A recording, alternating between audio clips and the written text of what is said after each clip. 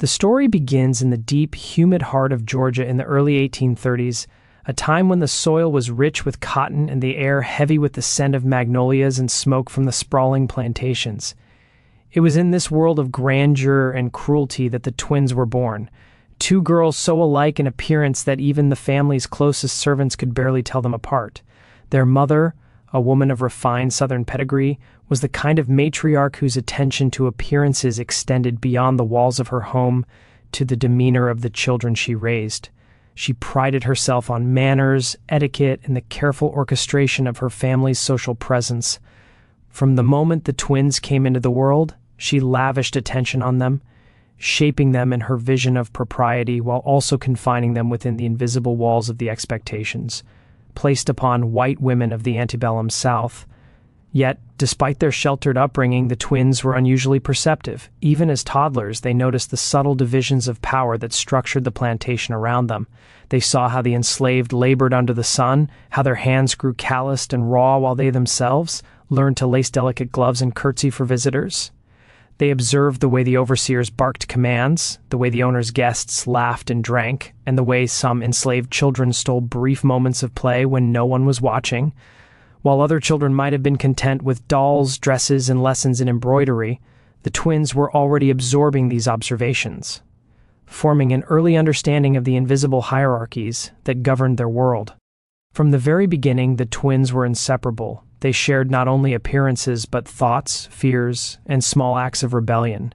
When their nursemaid warned them not to wander too close to the fields, they whispered to each other and found secret paths through hedges and groves, watching from hidden vantage points the rhythms of plantation life. They were captivated by the laborers, curious about their strength, endurance, and the world beyond the walls of the estate. These early excursions were not merely games. They were lessons in observation, in empathy, and in understanding a reality that was forbidden for children of their standing to acknowledge. Their father, a stern and calculating man who managed the estate's finances with a ruthless efficiency, took little notice of these excursions, assuming the twins' fascination with the outdoors was harmless child's play. Yet even he could not entirely mask the undercurrent of unease that accompanied his children's curiosity. In private, he occasionally warned his wife that the girls' imagination might lead them into inappropriate situations, hinting at the dangers of forming attachments with those they were taught to consider beneath them. These warnings, meant to instill caution, only deepened the twins' fascination. They were keenly aware of the social rules, yet increasingly tempted to bend them in secret. As they grew older, the twins' bond strengthened. They developed a kind of silent communication, a system of glances, gestures, and whispers that allowed them to coordinate movements without speaking aloud. This telepathy, as their nursemaids sometimes called it in jest, became particularly useful as they navigated the spaces where the enslaved labored. The fields, the barns, and the quarters held stories and secrets, and the twins, with their keen eyes and patient curiosity, began to piece them together. They noticed patterns, the rhythm of the workday, the brief moments of respite, the small kindnesses exchanged among the enslaved, and the quiet rebellions that took place beyond the gaze of their masters. It was during these formative years that the twins first began to see the humanity of the enslaved men and women around them. They noticed the dignity in small gestures, the way a man might straighten his posture despite exhaustion, the way a woman whispered encouragement to her children, the careful care with which elders preserved knowledge and skills under the constant threat of erasure. The twins were captivated not only by the physical strength they witnessed, but by the resilience, intelligence, and quiet resistance embodied in these lives. The contrast with their own upbringing, pampered, protected, and constrained, was stark, and it filled them with a sense of wonder and longing they could not articulate. Education in the plantation household was formal but shallow, focused on music, etiquette, language, and history, as it was told by white Southern elites. While the twins excelled in reading, writing, and the piano, they found these lessons incomplete. They hungered for knowledge of the world around them, for understanding of the people who worked the land, and yet were denied freedom. At night, when the household slept, they sometimes crept to the windows overlooking the quarters, listening to hushed conversations, laughter, and song. They noted the care with which parents taught their children, the stories passed from generation to generation, and the intricate knowledge of the land and seasons that was essential to survival. These nightly observations shaped the twins' worldview. They began to understand that power was not merely about wealth or status, but about the control of one's mind and spirit, a lesson invisible to most of their privileged peers. The twins' curiosity did not go unnoticed. Some of the older enslaved women who had worked on the plantation for decades sensed the girls' unusual awareness. They began to treat them differently, sometimes offering small gifts, a piece of fruit, a carved wooden toy, or a whispered story of the wider world. The twins received these gestures with reverence, storing them in memory as precious tokens of a reality beyond their gilded cage. These interactions were brief and fraught with risk, but they planted seeds that would later grow into bonds of trust and affection with the enslaved men who would become their lovers and partners in the forbidden pact of 1847. The twins' adolescence brought new challenges. As young women, they were expected to conform to increasingly rigid social norms. Their beauty, intelligence, and charm attracted attention from wealthy suitors, and their parents began to encourage marriage as a means of solidifying alliances and ensuring social standing. Yet the twins resisted these pressures in ways that were subtle but telling. They laughed at arranged meetings, they excused themselves from dances under pretext of study, and they increasingly sought the company of the enslaved men and women they had observed for years. These choices, while seemingly small, marked the beginning of a rebellion that would culminate in the secret marriages of 1847. It was in this period that the twins began to understand the full weight of their privilege and its accompanying responsibilities. They recognized that their ability to move freely, to observe, to act, and to learn was denied to the people around them. And in this recognition grew a sense of empathy and moral courage that was rare for their social position. They began to question the fairness, legality, and morality of the society into which they had been born.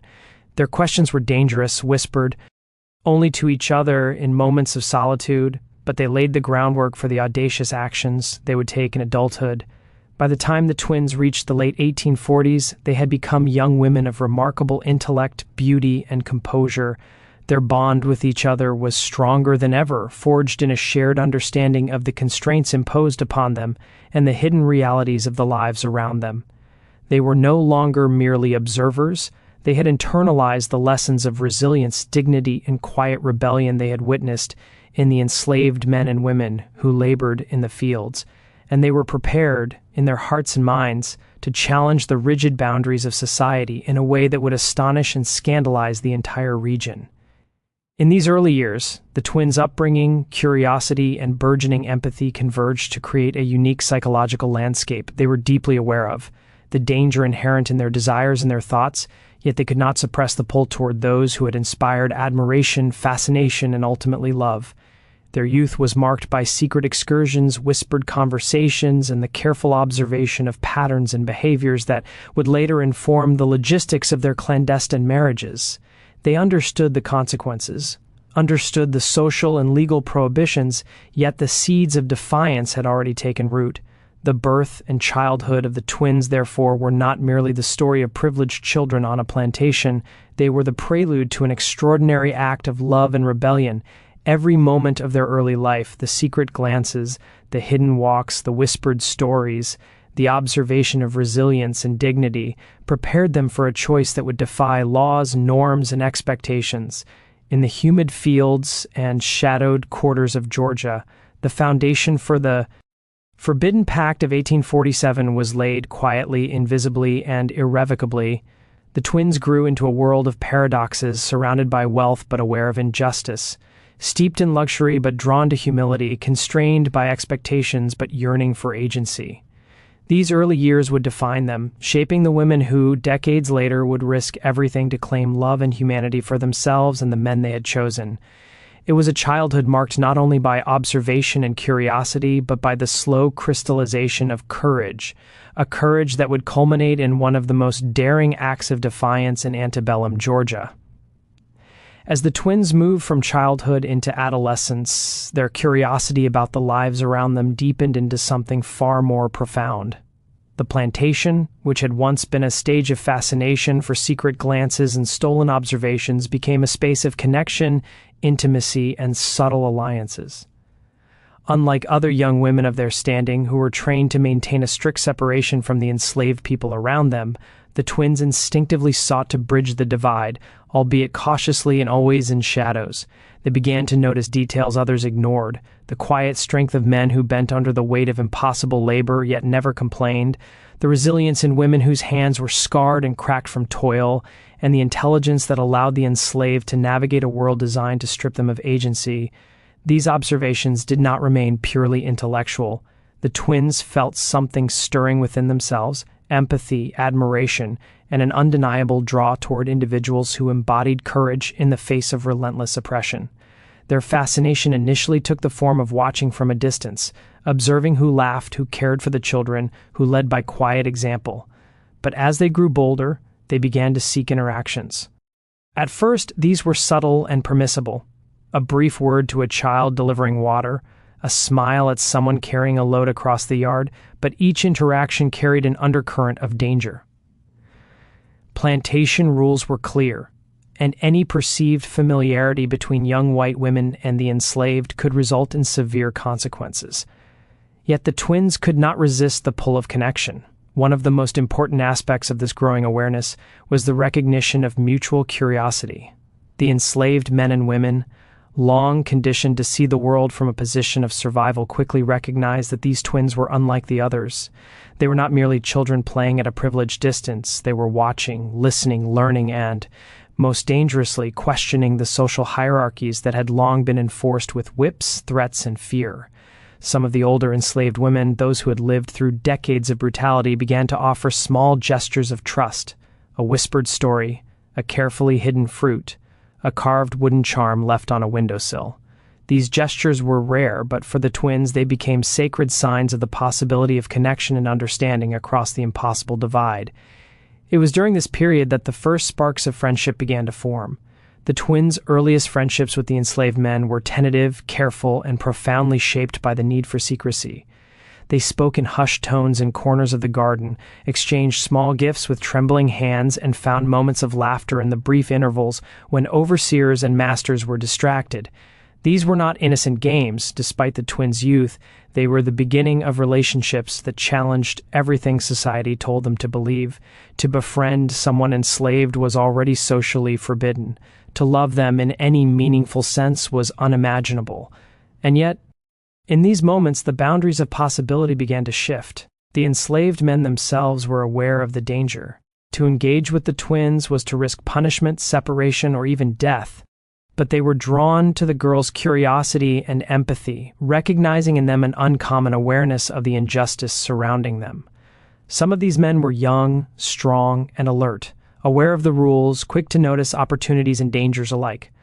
Others were older, weathered by decades of labor, carrying knowledge and scars alike. In each case, there was a careful negotiation of trust. Words were measured, glances were meaningful. The twins quickly learned that friendship on these terms required patience, discretion, and unwavering respect for boundaries. One misstep could destroy years of connection. These bonds developed against a backdrop of constant tension. The plantation was a microcosm of the larger social hierarchy, a world where every gesture could carry meaning. Overseers were trained to watch, to detect even the slightest impropriety. Masters expected obedience from all, and any deviation from the rigid codes could be punished severely. In this environment, the twins' growing friendships were acts of rebellion in miniature. They learned to read body language, to interpret silences, and to communicate in ways that were invisible to most observers. Every interaction with their enslaved friends was a lesson in strategy, subtlety, and the power of human connection. At times, the twins also began to see the emotional lives of the enslaved men in a way that transcended mere curiosity. They noticed laughter, tenderness, fear, and longing. They saw how men protected younger children, how they carried one another's burdens silently, and how love, where it existed, had to be expressed in quiet, coded ways. These observations were transformative. For the twins, who had been raised in luxury yet constrained by the artificial rules of their class, witnessing such authenticity in the enslaved men was revelatory. It revealed a depth of humanity that contrasted starkly with the superficial etiquette and social ambition of their own peers. It was during this period of growing awareness that the seeds of deeper affection began to take root. The twins were no longer merely curious observers. They began to feel an emotional pull towards certain men, a recognition of compatibility, intelligence, and moral strength that defied the social taboos of the time. This awareness was frightening. They knew that any acknowledgement of desire could have catastrophic consequences, not just for themselves, but for the men they admired and respected. Yet, even in the shadow of this fear, they could not suppress their feelings. To navigate these feelings, the twins developed intricate systems of communication. They left notes hidden in trees or books, exchanged small tokens, and used gestures that were invisible to others. Every secret meeting carried a heightened intensity, a combination of excitement and danger that made each moment feel precious. The twins were learning the first lessons in the art of secrecy, in balancing desire with survival, in cultivating trust under impossible circumstances. These lessons would prove invaluable when, years later, they would formalize their unions in the Forbidden Pact of 1847. The social landscape of the plantation also played a role in shaping these relationships. The twins witnessed not only the cruelty of the overseers, but also the complex network of loyalty, compassion, and survival strategies among the enslaved. Men shared knowledge, warned each other of danger, and maintained a subtle system of support. Women carried oral histories, songs, and coded messages. In this environment, the twins' friendships were not anomalies. They became part of the larger hidden tapestry of connection and resistance. They were learners in a world that demanded discretion, students of resilience, and participants in an intricate moral economy that transcended the formal laws of the plantation. As the twins' friendships deepened, they began to understand the emotional consequences of attachment in a society that denied freedom. They witnessed jealousy, longing, heartbreak, and courage in ways that textbooks could never teach. They learned the value of silence, the power of touch, the importance of subtle reassurance. They observed the ways the enslaved men communicated hope and solidarity through small acts of defiance, gestures, and unspoken understanding. These lessons shaped the twins' emotional intelligence, their capacity for empathy, and their understanding of love as something that could not be bound by law or social convention. By the time they reached the cusp of adulthood, these friendships had grown into profound emotional bonds. The twins had learned to navigate fear, secrecy, and desire with sophistication and subtlety. They had cultivated trust in impossible conditions, creating a foundation for relationships that would ultimately become acts of defiance. Their empathy had been honed through observation, their courage strengthened through secrecy, and their understanding of love deepened through the daily realities of a world structured to forbid it. These friendships also began to challenge the twins' perception of themselves and their place in the world. They realized that the power they had inherited through birth was fragile, dependent on arbitrary social constructs, and morally compromised. In contrast, the men they befriended embodied a form of strength and dignity that was independent of status, wealth, or legal authority. This realization was transformative, prompting twins to question not only their upbringing, but also the ethical foundations of the society around them. The bonds that formed in these years were the precursor to a love that defied everything. What began as curiosity evolved into affection, admiration, and ultimately desire. A desire that was constrained not by a lack of feeling, but by the harsh realities of race, class, and law. These relationships, formed in secret under threat of punishment, were both radical and necessary. They taught the twins lessons that no classroom could offer: the value of trust, the courage required to care for another in dangerous circumstances, and the profound ethical responsibility inherent in loving someone whose life was circumscribed by oppression. By observing and engaging with the enslaved men, the twins developed a sophisticated understanding of power, vulnerability, and emotional resilience. They came to see love not as a privilege granted by law or status, but as a human necessity that could flourish even under conditions of extreme risk. These early friendships planted the seeds of a more radical idea: that emotional bonds could challenge social hierarchies, that affection could be a form of rebellion, and that love could exist where the law sought to prohibit it. The story of these friendships is also a story of preparation. Every moment of careful observation, every whispered word, every shared glance became part of the foundation for the daring actions the twins would take in 1847. These relationships were not simply romantic, they were lessons in strategy, secrecy, and courage. The twins had learned how to navigate the impossible, how to protect the people they cared about, and how to assert agency in a world determined to deny it. The friendships of adolescence thus became the blueprint for the forbidden pact of adulthood, shaping both the twins' hearts and their understanding of the social forces they would ultimately challenge. As the years passed, the bonds that had begun in curiosity and friendship deepened into something far more potent and dangerous: love. It was a love that could not be acknowledged openly, a love that existed in shadows, whispers, and stolen moments. The twins, now approaching young womanhood, had become acutely aware of the risks inherent in their attachments. Every glance, every touch, every word carried the weight of potential disaster. To be seen conversing intimately with the enslaved men on the plantation could result in scandal, punishment, or social ruin. For the men themselves, the stakes were even higher. Any display of affection, any sign of reciprocity, could result in brutal retribution, sale to a distant plantation, or the wrath of an entire family. And yet love, as it often does, refused to be constrained by fear or law. The first recognition of romantic affection came slowly. It was not an immediate spark, but a gradual awareness of feelings that had grown from admiration into longing. The twins, who had spent so many years observing the resilience and dignity of the enslaved men, began to recognize the extraordinary depth of their characters, not just strength and intelligence, but wit, compassion, and an unwavering sense of honor. These qualities, forbidden and inaccessible to most of their peers, drew the twins irresistibly. And in response, the men too noticed the difference in the twins. Unlike the majority of young white women on the plantation, they approached the girls not with condescension or entitlement, but with caution, respect, and intelligence. A quiet bond was forming, one that defied the rigid social hierarchy and challenged the moral justifications of slavery itself. The twins' courtship of this forbidden love was meticulous and fraught with danger. They devised CCR, ET methods to communicate. Notes slipped between pages of books, hidden in hollowed logs, or left beneath loose floorboards in the quarters. These messages were short, careful, and coded, carrying not only affection but logistical information, reassurance, and sometimes small acts of protection. One could never underestimate the peril involved. Discovery of even a single note could result in immediate separation, punishment, or forced relocation. Yet the twins persisted, understanding that secrecy was the only way for love to exist in their world. Every clandestine encounter was rehearsed with precision, each movement measured to avoid the eyes of overseers or curious family members. The emotional intensity of these secret connections cannot be overstated. Every meeting, however brief, was charged with an awareness of mortality, vulnerability, and desire.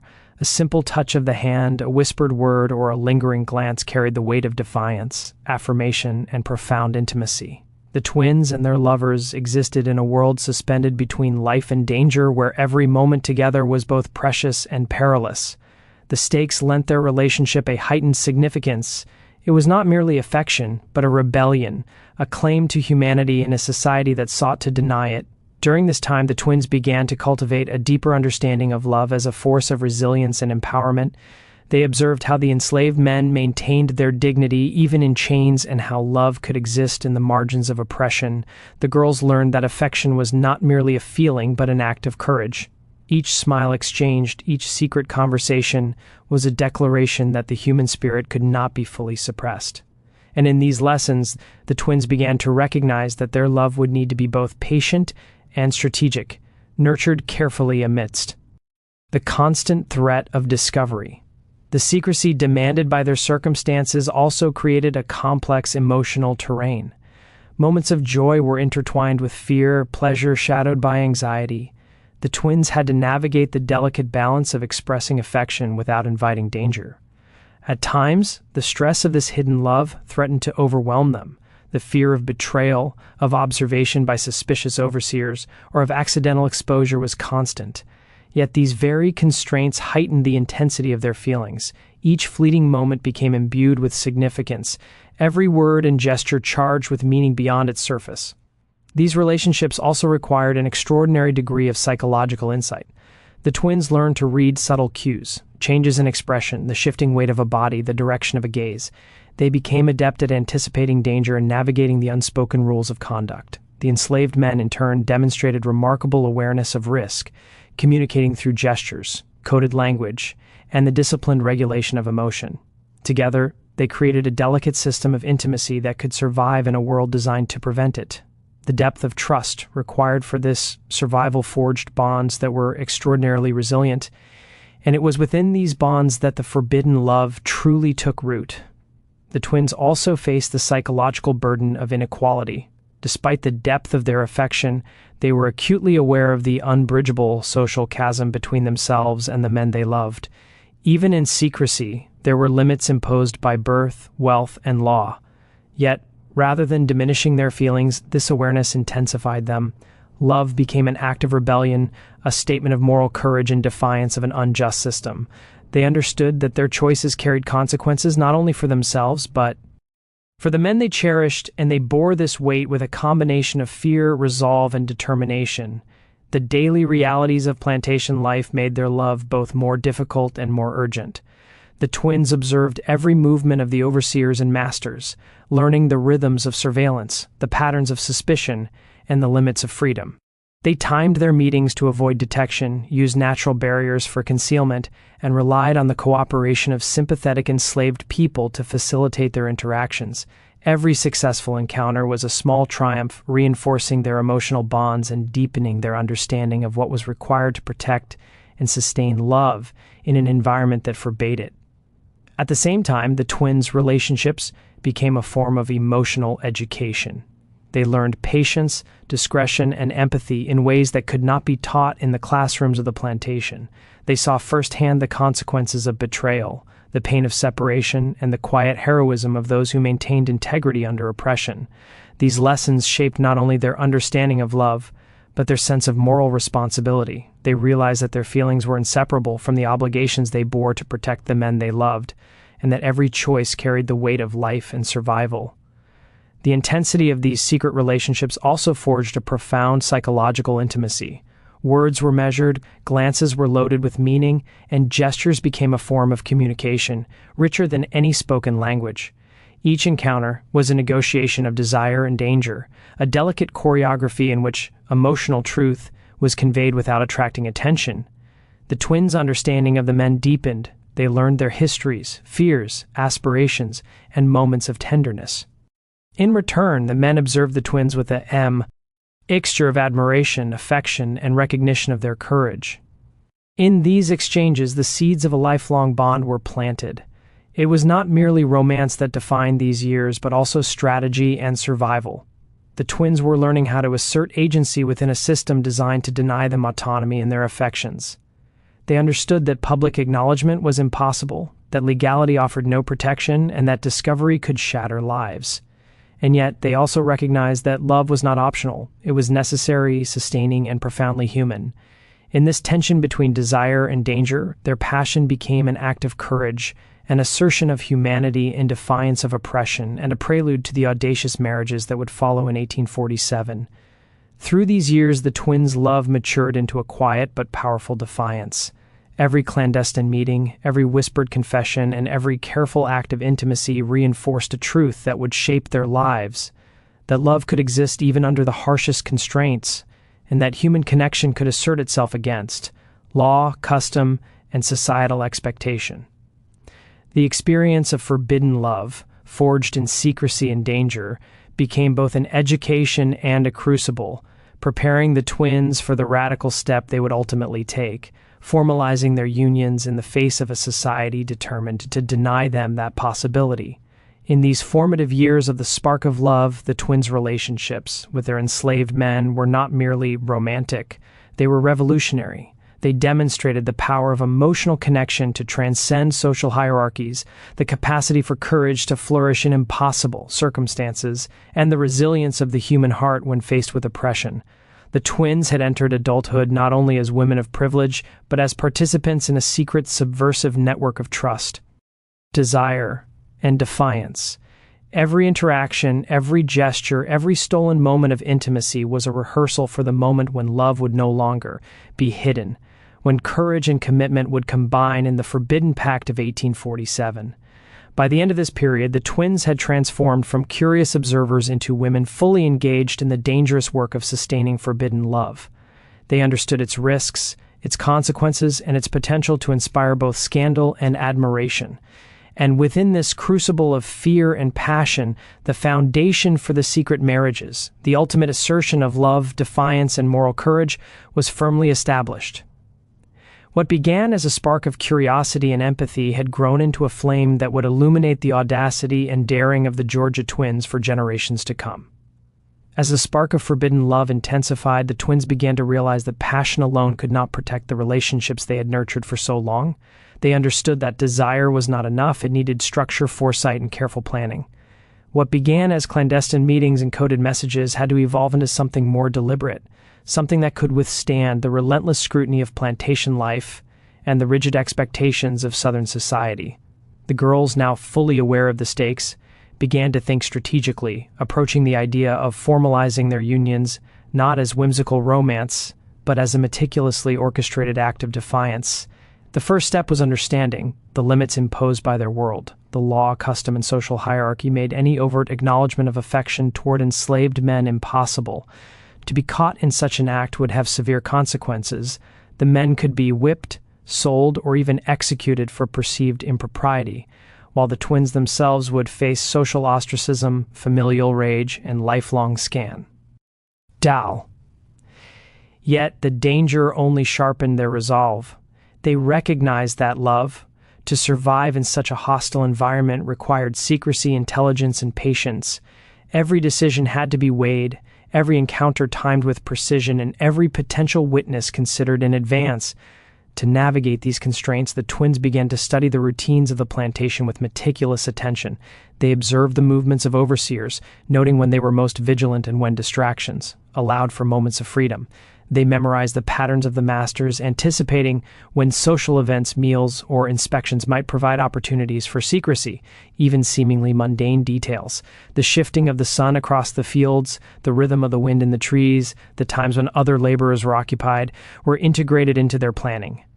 In this way, the twins transformed their love into a carefully managed operation, a choreography of timing, observation, and risk management. The girls also relied on the cooperation and discretion of trusted allies among the enslaved. Certain older men and women who had witnessed decades of plantation life and understood its rhythms became essential to the twins' plans. They offered guidance, helped facilitate secret meetings, and ensured that messages were delivered and received without interception. These allies were not merely intermediaries; they were co-conspirators in an act of love and rebellion.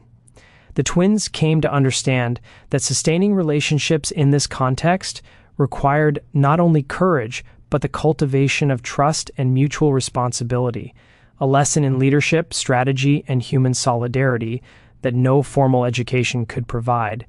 In parallel, the twins began to explore the legal and cultural possibilities for formalizing their unions. Although laws forbade marriage between white women and enslaved men, there were gaps and ambiguities that could be exploited, particularly in private ceremonies that left no official record.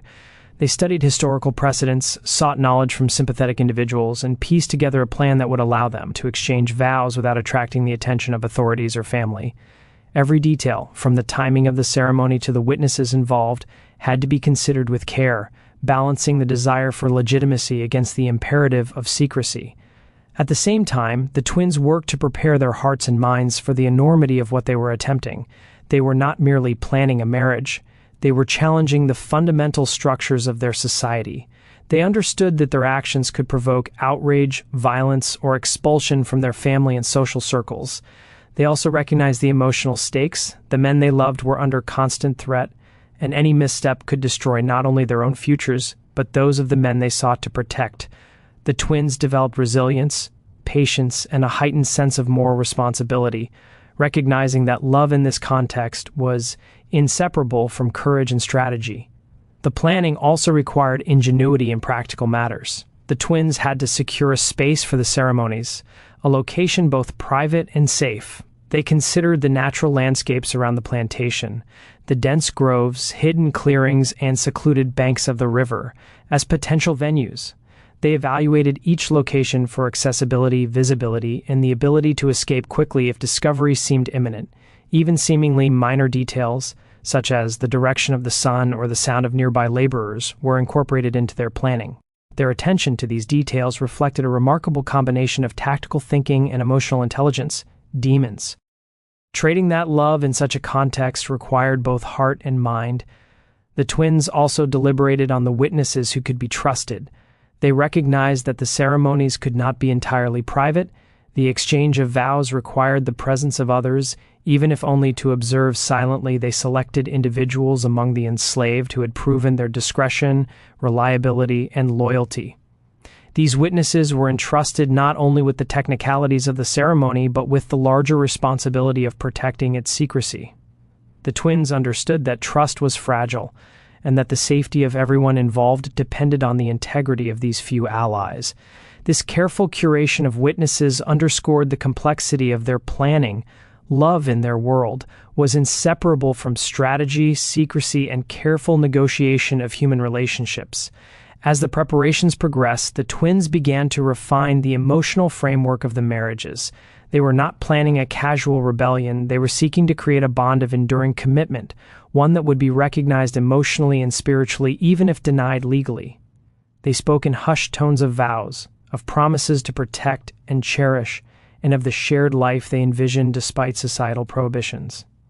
These discussions were both practical and philosophical, addressing the realities of risk while also exploring the meaning of love, loyalty, and defiance in a world structured to deny such things. Their vision was audacious, rooted in courage, and informed by a profound understanding of human dignity. The twins' strategy also involved psychological preparation for the men they loved. They knew that the enslaved men faced unique challenges: the constant threat of punishment, the fear of being separated or sold, and the internalized trauma of living in bondage. The twins provided reassurance, strength, and partnership, teaching patience and resilience while also cultivating the emotional intimacy that would make the eventual marriages meaningful.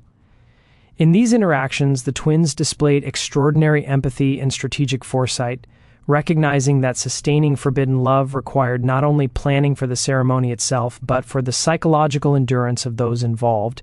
Every aspect of the planning was imbued with both love and defiance. The twins' actions challenged not only the laws of the land, but the moral complacency of their social class. By preparing to marry enslaved men, they were asserting the humanity, agency, and emotional depth of individuals whom society sought to render invisible. Their meticulous planning, careful observation, and cultivation of trust were not only practical necessities, but acts of ethical and emotional courage. They were rewriting the boundaries of possibility in their world, demonstrating that love, intelligence, and strategic thinking could operate even under the harshest constraints. In these months of preparation, the twins also confronted internal fears and doubts. The enormity of the risk was ever present. Discovery could result in violence, exile, or social ruin. Yet these fears were counterbalanced by the strength of their commitment. They recognized that true love in their circumstances was inseparable from courage. Every secret meeting, every hidden note, and every strategic decision reinforced their resolve, preparing them to act decisively when the time came. The careful planning became both a shield and a declaration, signaling their readiness to defy a society that sought to control their hearts. By the time the ceremonies were imminent, the twins had mastered the art of secrecy, strategy, and emotional resilience.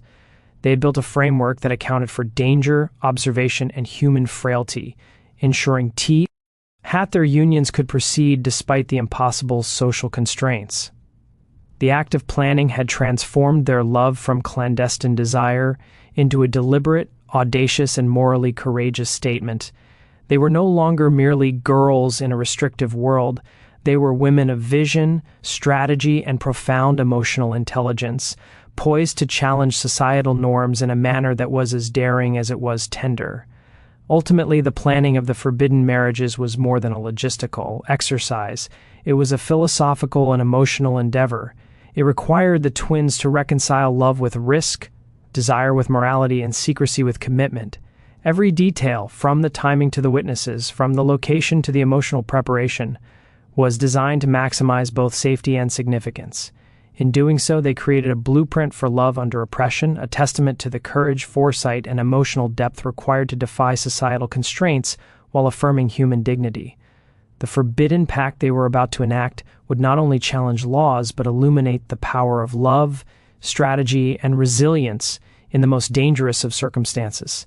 The months of preparation, observation, and emotional fortification culminated in an extraordinary readiness.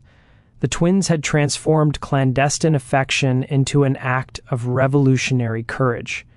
Every choice, every precaution, every whispered conversation had brought them to the threshold of one of the most daring acts of love in antebellum Georgia. In these quiet, deliberate, and perilous months, they had proven that the human heart could plan, endure, and assert itself even in the face of overwhelming societal and legal opposition. The stage was set for the Forbidden Pact of 1847, an act that would forever challenge the boundaries of love, law, and human agency in a society built on oppression. The day of the secret ceremonies arrived with a mixture of tension, anticipation, and fear that weighed heavily on every participant. The twins, now fully aware of the audacity of their plan, moved with a mixture of elegance and determination, knowing that each step could carry consequences that extended far beyond themselves. The early morning air was thick with humidity and the scent of the river nearby, and the natural world around them seemed to hold its breath in anticipation, as if even the trees and the wind were complicit in their daring endeavor. Every element of the environment had been carefully considered. The positioning of the sun, the concealment provided by the dense groves, and the relative isolation from the main house and the prying eyes of the overseers. The twins arrived at the secluded clearing they had chosen, each accompanied by their beloved in silence, their hearts pounding in synchrony with the rhythm of their footsteps. There was no fanfare, no procession, no witnesses from their own social class. The only observers were the men and women who had been entrusted with secrecy and discretion. These witnesses, themselves fully aware of the peril involved, maintained a reverent silence, understanding that they were participating in an act that defied law, custom, and centuries of social conditioning. The gravity of the moment was palpable, and the air seemed electric with the tension of forbidden love about to be transformed into commitment. The twins and their chosen partners faced each other across a small clearing, the men standing tall and steady despite the weight of fear and anticipation. Their hands, though initially reluctant to touch, eventually met in quiet affirmation, conveying more than words could. In these gestures, there was a language forged from years of secret glances, whispered conversations, and carefully coded interactions. The twins had spent months imagining this moment, rehearsing every movement and every word in their minds, yet the reality was even more intense than anything they could have anticipated. The clarity of emotion, the vulnerability of exposure, and the profound significance of their actions coalesced into a moment that transcended ordinary experience. The vows they exchanged were improvised yet deeply meaningful, crafted to affirm their commitment while remaining free from any trace that could be traced or reported. They spoke of love, loyalty, and protection, acknowledging the risks inherent in their union. Each phrase carried layers of meaning, an emotional code understood fully only by those present. The words were at once intimate and revolutionary, a declaration that their humanity and their affection could not be constrained by law or custom. In every syllable there was defiance, in every pause there was reverence. The twins, who had been trained to adhere to rigid societal expectations, were now asserting their autonomy in the most profound way possible, by choosing love over legality, humanity over obedience, and courage over fear. The men, too, responded with a combination of dignity, gratitude, and measured passion. They were acutely aware of the danger surrounding them, yet they allowed themselves the rare and fleeting vulnerability of emotional exposure. Their voices, steady but charged, affirmed their commitment to the twins, recognizing not only the personal significance of the act, but also its moral and social audacity. In these exchanges, love became more than an emotion. It became a statement of resilience, a challenge to a system designed to deny their personhood. Every word reinforced the bonds that had been nurtured in secrecy over years of observation, curiosity, and affection, transforming clandestine attachment into enduring commitment. The witnesses stand. In the periphery, participated silently yet fully. Their presence was both practical and symbolic. They ensured the ceremony had a communal acknowledgement, however discreet, and they affirmed the seriousness of the unions. Each observer understood the courage required for the twins and their partners to act against societal norms, and their quiet approval lent the moment a weight that extended beyond personal desire. The ceremony was not only a private affirmation but a communal act of moral courage, witnessed by those who understood the stakes and the significance of what was unfolding. Throughout the ceremony, the twins maintained an extraordinary balance of composure and emotional intensity.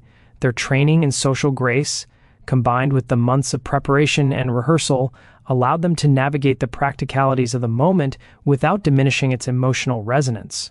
Every gesture, the joining of hands, the exchange of glances, the careful positioning of their bodies, was deliberate, designed to communicate intimacy while ensuring safety. Their presence was both commanding and vulnerable, reflecting a maturity that had been honed in the crucible of years spent cultivating secret relationships under constant threat of discovery. The natural setting itself seemed to participate in the ceremony. The rustle of leaves, the distant call of birds, and the soft murmur of the river created a backdrop that amplified the gravity and beauty of the occasion. Unlike the grandeur of a formal wedding, which might have been constrained by social expectation and display, this ceremony was raw, intimate, and suffused with authenticity. It was a communion not only between the individuals involved but also with the larger forces of life, love, and resistance that had brought them together. In this way, the environment itself bore witness to the radical assertion of humanity in the face of oppression. The emotional intensity of the moment was further heightened by the awareness of risk. Every participant understood that discovery could result in catastrophe, whippings, banishment, or the sale of the men to distant plantations. This tension created a paradoxical blend of fear and exhilaration, where vulnerability amplified connection and danger intensified the resonance of every word, glance, and gesture. The twins and their partners experienced a heightened awareness of each other's presence, feeling the profound weight of responsibility, love, and courage converging in a single moment. After the vows were exchanged, the couples shared quiet gestures of affirmation, hands held, foreheads touched, and whispered reassurances of safety and commitment. These actions, though simple, carried extraordinary significance. They were expressions of trust, proof of mutual devotion, and tangible manifestations of courage. In these gestures, the complexity of their relationships, the years of observation, the careful planning, the clandestine communication, found their culmination. What had been nurtured in secrecy and risk had finally been affirmed in a moment of intense emotional and moral clarity. The twins also allowed themselves a fleeting acknowledgement of the profound audacity of what they had done. They were fully conscious that no precedent existed for their actions and that they were redefining the boundaries of love, loyalty, and defiance in a society structured to suppress such expression. This awareness imbued the moment with historical and moral significance, transforming a personal ceremony into an act of rebellion and courage. Each participant, fully aware of the stakes, understood that their actions would echo beyond the immediate space, leaving an indelible mark on their own lives, and potentially on the consciousness of the plantation as a whole. As the ceremony concluded, the couples lingered in the clearing, savoring the fragile piece of accomplishment. They knew that life would not become safer or easier. The risk of discovery remained constant, and the societal structures that condemned their love had not changed. Yet in this moment, they had achieved something extraordinary. They had claimed the right to love and commit themselves to one another in a world determined to deny that very possibility. The act of marriage, though unofficial and clandestine, transformed their relationships from secret affection into deliberate, enduring partnerships grounded in courage, mutual respect, and profound emotional connection. Even in the aftermath, the twins and their partners maintained the same meticulous attention to secrecy that had guided the planning. Every departure from the clearing was carefully orchestrated, every glance toward potential observers was measured, and every whispered instruction reinforced the fragile safety of the moment. Their love, while affirmed, remained a delicate and precious treasure, preserved through vigilant strategy and the extraordinary courage of all involved. This balance between emotional intensity and practical caution became a defining feature of their relationships, shaping the way they would navigate the complexities of plantation life in the years to come. The significance of the secret marriages extended beyond the immediate participants. The act itself represented a profound challenge to societal norms, a statement that love and human dignity could assert themselves even under the harshest oppression. For the twins, it was a declaration of agency, a refusal to submit to laws and customs that denied them the right to choose their partners. For the enslaved men, it was an affirmation of their humanity, their capacity for emotional depth, and their resilience in a world determined to dehumanize them. Together, they had created an enduring symbol of defiance, courage, and love in the most impossible of circumstances. In the days and weeks following the ceremonies, the emotional impact of the unions continued to unfold. The twins and their partners experienced a heightened sense of connection, mutual understanding, and emotional resilience. Every interaction was enriched by the shared knowledge of what they had risked and accomplished. They understood that their love, forged in secrecy and danger, carried a depth and intensity that could never be replicated in a world that permitted easy expression. The clandestine marriages became both a source of strength and a guiding principle, shaping decisions, interactions, and the moral compass of all involved. The secret unions of 1847 were more than an act of romantic passion. They were a revolutionary assertion of humanity, agency, and courage. They demonstrated that love could survive and even thrive in the most oppressive circumstances, and that human connection could serve as a form of resistance against injustice. The twins, through careful planning, extraordinary courage, and unwavering emotional commitment, had transformed clandestine desire into a deliberate and enduring moral statement. The legacy of these ceremonies, though hidden at the time, would resonate across generations, illustrating the profound power of love to challenge social structures, assert dignity, and inspire courage in even the most dangerous of circumstances. In the weeks and months following the secret marriages, the twins and their partners navigated a world suddenly charged with heightened tension. The act of formalizing their unions, while clandestine, could not erase the risks embedded in the social and legal structures surrounding them. Every day became a delicate negotiation between private joy and public danger, where a single misstep could unravel everything they had carefully constructed. The twins had anticipated some of the challenges, yet nothing could fully prepare them for the weight of consequences that hovered invisibly over every interaction, every glance, every whispered word. The immediate aftermath of the ceremonies was marked by a careful recalibration of routines. The twins and their partners maintained appearances in public, interacting as required by the rigid rules of the plantation. The twins smiled, conversed, and performed their expected duties with composure, while the men continued their labor with diligence, masking any personal attachment that might be detected. Every gesture had to be precise, every interaction carefully moderated to avoid suspicion. The ordinary tasks of daily life became exercises in strategy, discipline, and emotional resilience, underscoring the extraordinary pressure that accompanied their unconventional unions. Despite the careful measures, the specter of discovery loomed constantly. The twins and their partners knew that the mere hint of impropriety could provoke the wrath of the masters, overseers, or the larger white community. Plantation gossip, subtle surveillance, and the watchful eyes of both strangers and acquaintances created an environment in which nothing could be taken for granted. Every interaction was fraught with potential risk, every conversation encoded with the need for discretion. The very act of love, which had been nurtured with courage and careful planning, now demanded sustained vigilance, strategic thinking, and the emotional fortitude to endure constant anxiety. The threat of separation was particularly acute for the enslaved men. The social and legal system permitted the sale or relocation of enslaved individuals at the whim of their owners, a reality that could shatter the newly formalized bonds at any moment. The twins, fully aware of this vulnerability, took painstaking measures to protect their partners, employing coded messages, allies among the trusted enslaved, and careful negotiation of social interactions. Each day became a balancing act, asserting emotional connection without provoking suspicion, demonstrating loyalty without attracting scrutiny, and cultivating resilience in the face of an ever-present threat of loss. Tensions escalated when subtle signs of awareness began to emerge among other members of the household. Though no overt accusation had been made, there were moments when the twins sensed that their actions might not be entirely invisible. A lingering glance from an overseer, a whispered comment, or the cautious questions of a curious neighbor reminded them that society's rigid expectations were omnipresent. These moments of potential exposure heightened anxiety, reinforcing the precariousness of their situation and demanding ever greater discretion. Yet, paradoxically, these very pressures strengthened the bonds between the twins and their partners. Danger and secrecy intensified intimacy, turning ordinary moments of communication into acts of profound trust and courage.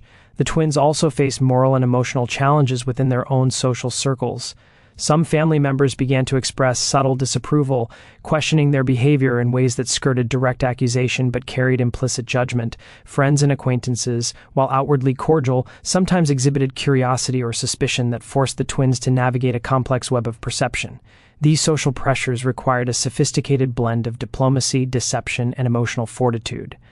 The twins learned to maintain composure, manage appearances, and protect the integrity of their unions while balancing the expectations and scrutiny of a society unprepared for such audacious defiance. Amidst these pressures, the emotional stakes remained intense. The couples navigated the delicate terrain of maintaining intimacy and affection while operating under constant threat. The stolen moments, whispered conversations, and coded gestures became lifelines, sustaining emotional connection in an environment designed to suppress it. These interactions reinforced the depth of commitment, trust, and resilience that had been cultivated over years of careful planning.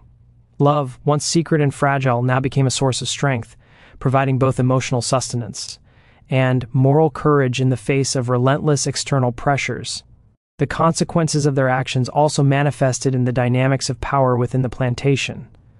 The twins' relationship subtly challenged the hierarchical structure, creating a quiet disruption that, though invisible to most, was palpable to those attuned to social nuances.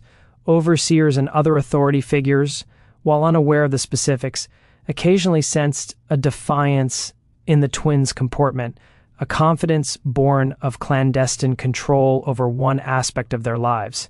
Similarly, the enslaved men, empowered by the legitimacy of their private unions, navigated their labor interactions with a subtle shift in dignity and resilience.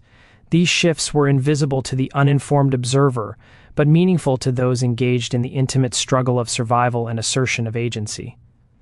The emotional landscape of the aftermath was further complicated by moments of profound fear and vulnerability.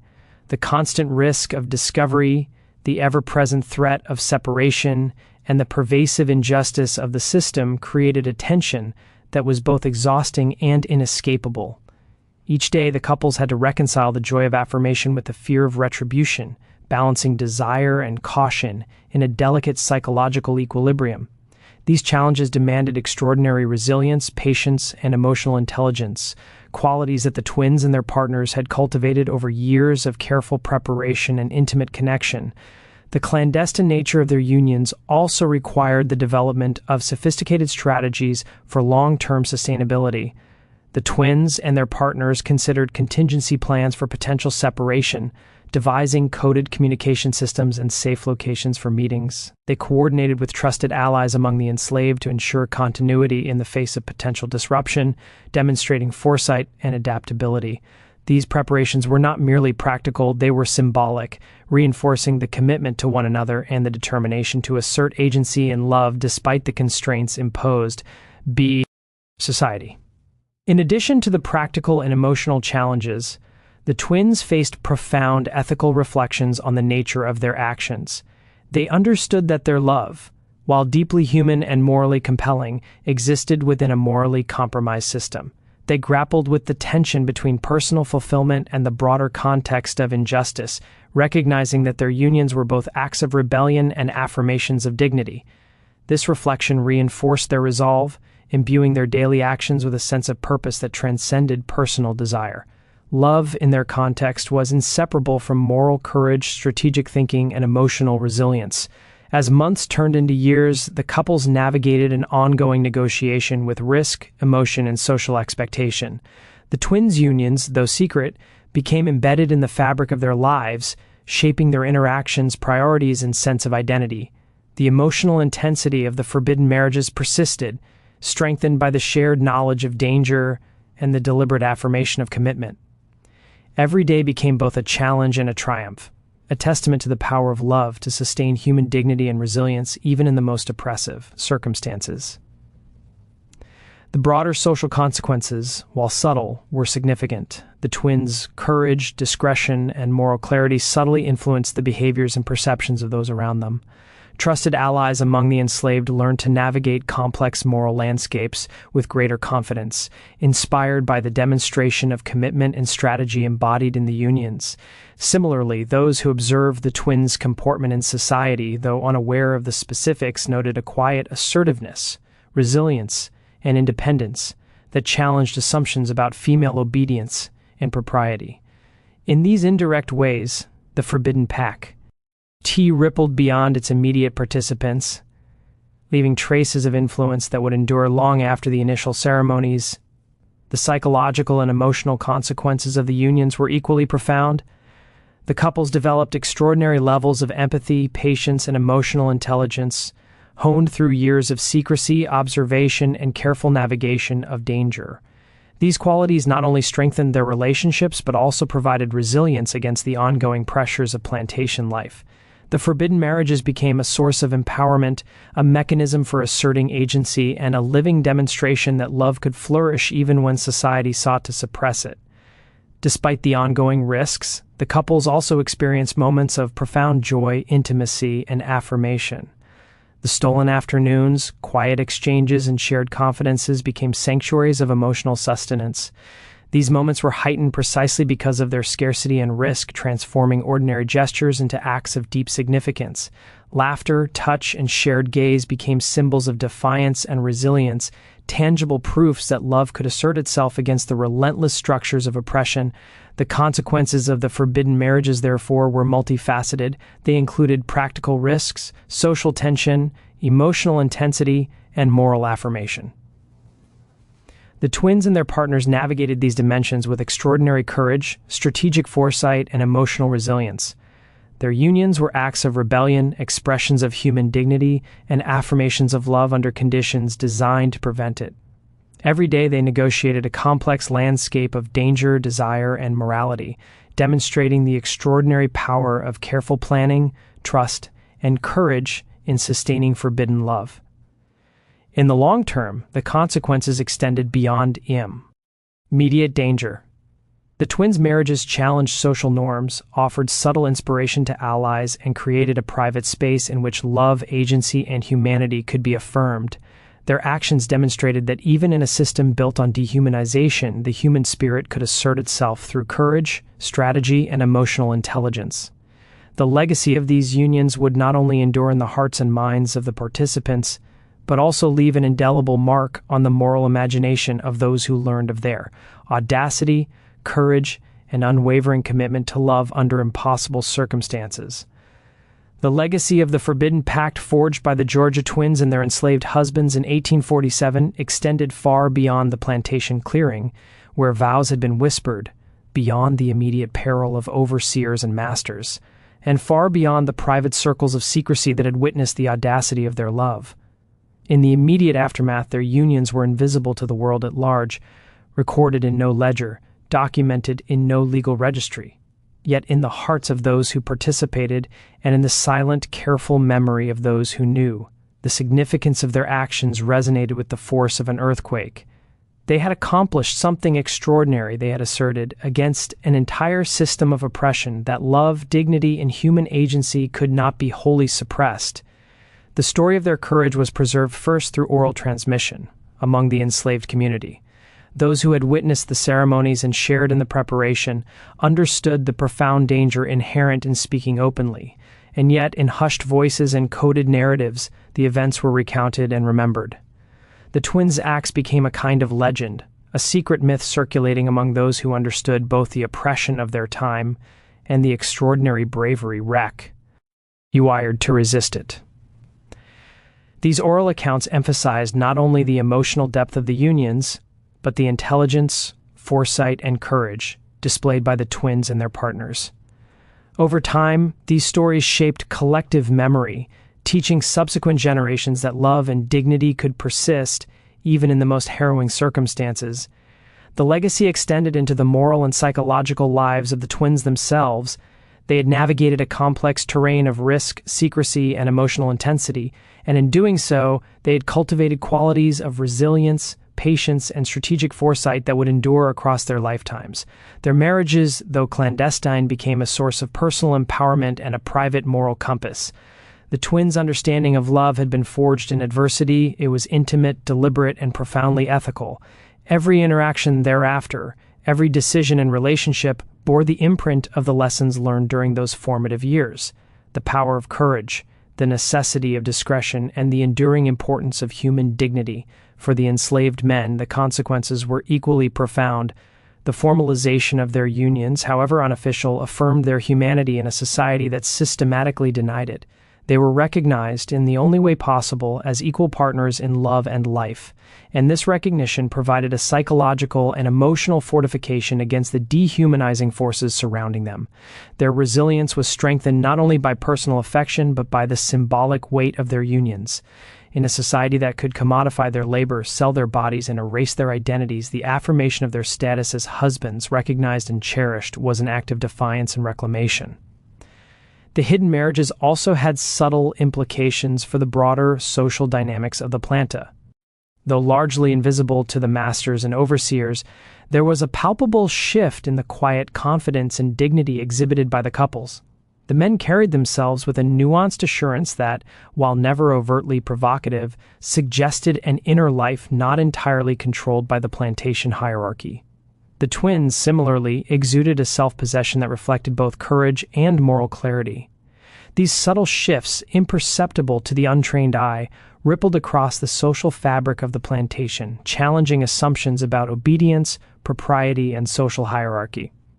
In this sense, the legacy of their actions extended beyond personal fulfillment, influencing social dynamics in ways that were both understated and revolutionary. As decades passed, the story of the twins and their marriages took on layers of meaning beyond the immediate historical context. To historians, biographers, and descendants, their actions became emblematic of the human capacity to assert agency under extreme oppression. The marriages were not merely romantic anecdotes, they were acts of social defiance, moral courage, and emotional intelligence. Scholars who would later examine such events noted the intricate planning, the risk management, and the strategic foresight involved, recognizing that these marriages were as much an exercise in leadership, diplomacy, and psychological acuity as they were acts of love. In essence, the Forbidden Pact served as a case study in human resilience, strategy, and the ethical assertion of agency in a morally compromised world. The emotional legacy of the unions persisted across generations. Descendants of the couples, whether directly aware of their ancestors' actions or informed through oral history and familial memory, inherited a profound sense of moral and emotional fortitude.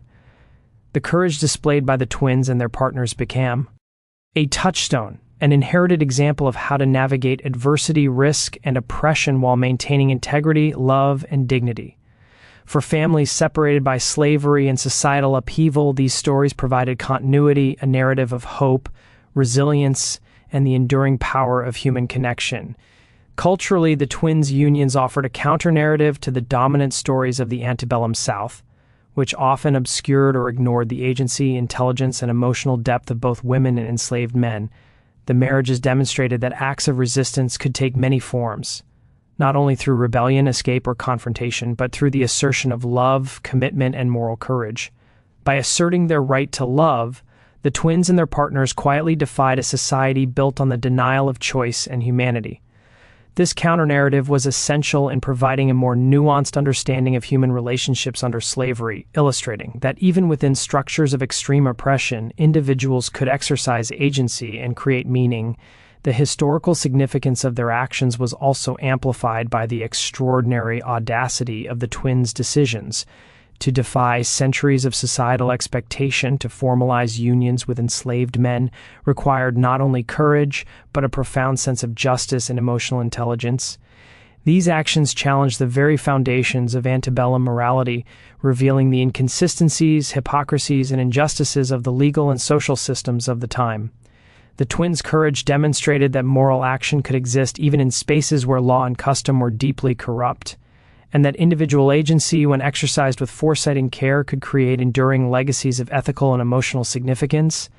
The personal impact on the couples remained profound throughout their lives, even as the immediate risks of discovery diminished with time. The emotional and moral weight of their unions continued to shape their identities. Their love, forged in secrecy and danger, became a guiding principle in their interactions, decisions, and reflections. It provided a sense of moral clarity, a benchmark against which all other choices were measured. In every challenge they faced, the memory of their daring act of love served as both inspiration and anchor, reminding them of the extraordinary power of courage, commitment, and human connection. In later years, the story of the twins and their marriages assumed symbolic resonance in the broader struggle for human rights and equality. While contemporary observers may have remained unaware of the specifics, the narrative provided a template for understanding how love, moral courage, and agency could coexist and thrive even in environments designed to suppress them. Historians and writers who later recounted the events recognized that the unions were not merely personal anecdotes but ethical case studies, demonstrating the transformative power of deliberate action, emotional intelligence, and moral courage. These marriages became emblematic of resistance that was intimate, personal, and profoundly human. The legacy of the Forbidden Pact also highlighted the interplay between secrecy and survival. By navigating the delicate balance between visibility and discretion, the twins and their partners demonstrated an extraordinary capacity for strategic thinking and risk management. They showed that love could be both radical and pragmatic, that defiance could coexist with careful planning, and that courage could be expressed through both action and silence. This duality became a central feature of their historical and emotional legacy, offering lessons on resilience, foresight, and the ethical assertion of human agency under oppression. Emotionally, the story of the twins and their marriages resonated because it illustrated the universality of human desire for connection, dignity, and affirmation. In a world structured to deny these basic impulses, the couple's ability to assert love, commitment, and mutual respect served as a profound testament to human resilience. Their actions illuminated the moral and emotional complexity of life under slavery, demonstrating that even within systems designed to crush the human spirit, individuals could cultivate meaningful relationships, exercise agency, and affirm their own humanity. In the end, the Forbidden Pact of 1847 became more than a private act of love. It became a symbol, a narrative of courage, defiance, and enduring human dignity. The twins and their partners showed that the human heart, when guided by foresight, ethical commitment, and emotional intelligence, could assert itself against even the most oppressive structures. Their legacy persisted not only in the hearts of those who knew them, but in the broader historical consciousness, offering enduring lessons on love, courage, and the transformative power of asserting one's humanity in the face of injustice. The story of the Georgia twins and their enslaved husbands continues to inspire, challenge, and educate. It reveals the extraordinary possibilities of human resilience, the power of carefully nurtured love, and the ethical courage required to act against injustice. Through their clandestine marriages, the couples transformed a private act into a lasting legacy, demonstrating that love, morality, and human dignity can flourish even in the most impossible circumstances. In the end, the Forbidden Pact was not only a triumph of the heart, but a profound assertion of the enduring power of humanity itself.